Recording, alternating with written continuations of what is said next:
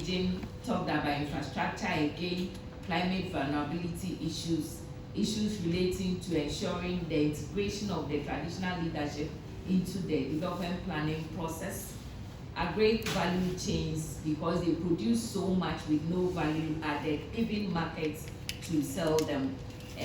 Need for industries, and then ensuring that we meet the demands as far as education is concerned by ensuring classrooms are available to take care of areas where they have more than needed in terms of class size. Upper West region identified a disconnect between the national and the local level. They felt that sometimes the real needs of the local people are not captured in plans.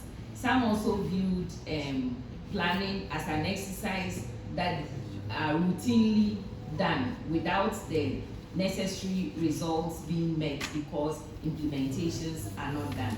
And then they emphasized on weak monitoring and evaluation and learning systems.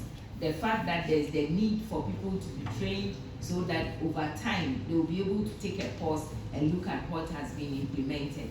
Capacity deficits for traditional authority, integration of fiscal markets into development, ensuring gender inclusion where targeted invitations are made for men and women to be part of the development planning process, and then cultural preservation, ensuring that we don't develop and leave our culture behind. Volta region. We often hear about the budget deficit and the trade deficit. But conceptually speaking, we can say that we have 5 types of deficits that we need to tackle.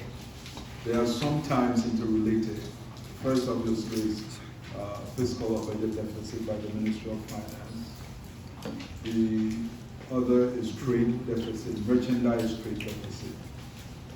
And then, of course, we have infrastructure deficits, which are very pervasive.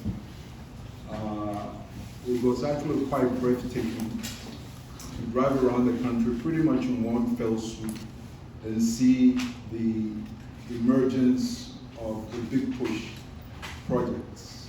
One road we traveled on, I forget which one, later on I got the drone, but you could see the road going for as long as the eyes could see, with people working, women working at construction sites, and so forth. So we are now finally addressing the infrastructure deficit. There's a particular road that I kept mentioning during the tour, and I will mention it here also, from Wa to Nagrongo. This is a road I traveled on in 1993, which happened also to be the 10th anniversary of the Structural Adjustment Economic Reform Program. And I decided to come down from the US just to travel through all the 10 regions and experience development in living color. So I went through all the regional capitals.